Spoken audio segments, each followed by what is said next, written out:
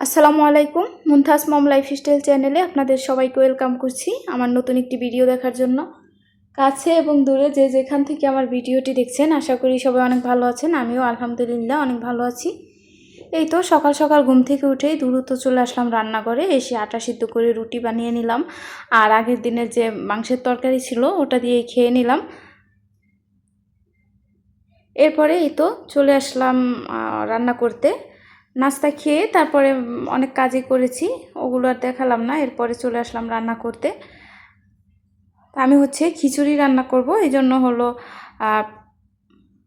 একটা হাঁড়িতে পরিমাণ মতো তেল দিয়ে পেঁয়াজ কুচি তারপরে কিছু মশলা দিয়ে ভেজে নিয়ে তার ভিতরে আদা রসুন বাটা দিয়ে দিলাম।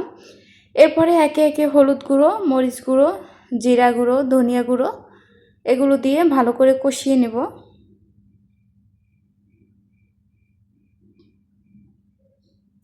এই তো ভালো করে নেড়েচেড়ে কষিয়ে নিয়ে এরপরে একটু পানি দিয়ে দিব।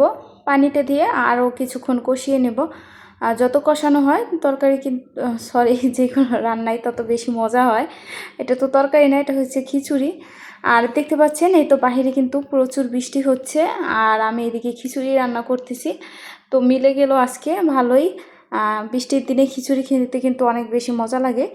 তো আমি মাংসটা দিয়ে তারপরে ভালো করে কষিয়ে নিলাম ঢাকনা দিয়ে। এরপরে চলে আসলাম একটু বৃষ্টি দেখার জন্য। বৃষ্টি হলে হাত ভিজাবো না তা তো হয় না, এই জন্য বৃষ্টি দেখতে চলে আসলাম। আর একটু হাত ভিজিয়ে আবার চলে আসলাম রান্নার কাজে। এই তো মাংসটাকে আমি ভালো করে কষিয়ে নিতেছি। এটা মুরগির মাংস, মুরগি দিয়ে খিচুড়িটা রান্না করব। আর দেখতে পাচ্ছেন বাইরে কিন্তু প্রচুর বৃষ্টি হচ্ছে। এই তো মাংসটা কষানো শেষে এর ভিতরে চাল ডাল দিয়ে দিলাম। ধুয়ে রাখা চাল ডাল দিয়ে ভালো করে নেড়ে চেড়ে একসাথে মিশিয়ে নিব।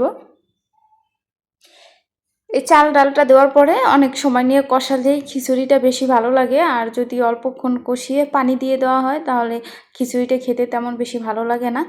আমি অনেক সময় নিয়ে কষিয়েছি, একদম ভাজা ভাজা করে ফেলেছি। এরপর পরিমাণ মতো লবণও দিয়ে দিয়েছি। এই তো ভালো করে কষিয়ে তারপরে এটার ভিতরে গরম পানি ঢেলে দিতেছি। গরম পানি ঢেলে দিলে দ্রুত সিদ্ধ হয়ে যাবে। আমার হাঁড়িটা চাল ডালের থেকে পরিমাণে একটু মনে হলো যে হাঁড়িটা একটু ছোট হয়ে গিয়েছে, এই জন্য গরম পানি করে দিয়েছি যেন দ্রুত সিদ্ধ হয়ে যায়। আর এটা যেহেতু খিচুড়ি, এটা ছোট বড় ব্যাপার না, কোনোভাবে রান্না হলেই হলো। এটা তো আর অন্য কিছু বিরিয়ানি হলে ঝরঝরে হতে হতো, পারফেক্ট হতে হতো, তাহলে হাঁড়িটা চেঞ্জ করতে হতো।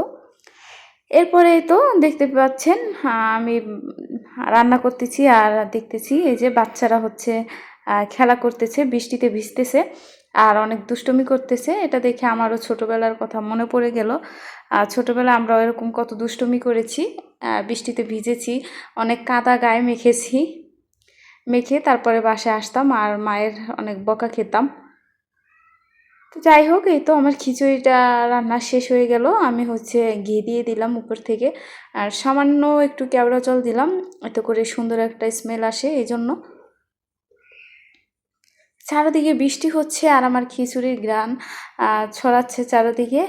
খুব ভালোই লাগতেছিল। অনেক বৃষ্টি হয়েছিল কিন্তু গতকালকে। এরপরে এই তো রান্না শেষে আমি আমার কিচেনটা ভালো করে ক্লিন করি। আমি প্রতিদিন এইভাবেই ক্লিন করে ফেলি।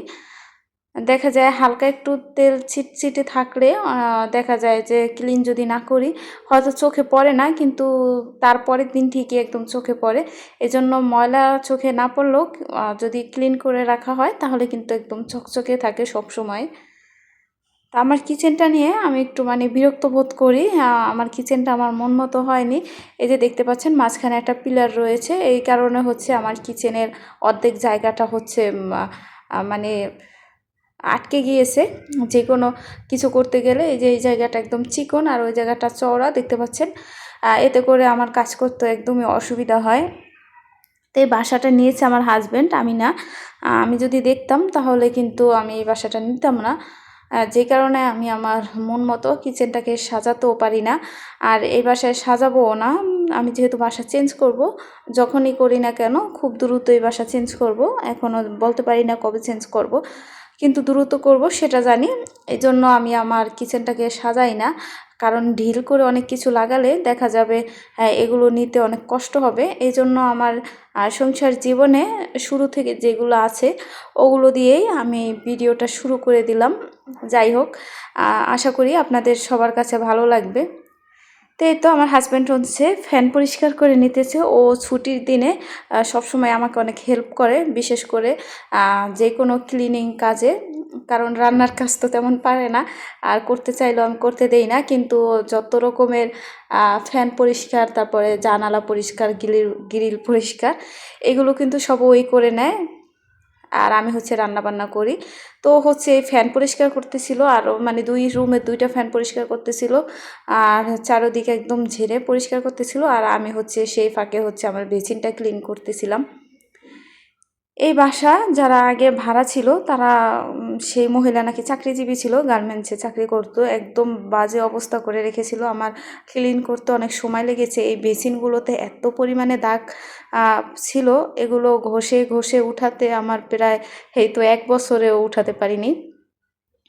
এমনভাবে দাগ বয়ে গেছে, মনে হয় যে এটা বেসিনের ভিতর থেকে একদম দাগ হয়ে গেছে, আর কখনো উঠবে না। এইভাবে করে আমি অনেক কষ্টে প্রতিদিন ডলে ডলে একটু হলেও পরিষ্কার করতে পেরেছি। তো এই তো আমি হচ্ছে সব কিছু এখন একে একে সাজিয়ে রাখতেছি। তো এই বাসার কিচেনটা সব কিছুই একদম অনেক নোংরাভাবে রেখেছিল, মানে সবসময় পরিষ্কার করেনি আর কি, যেই কারণে আমার একদম অনেক বিরক্ত লাগতো।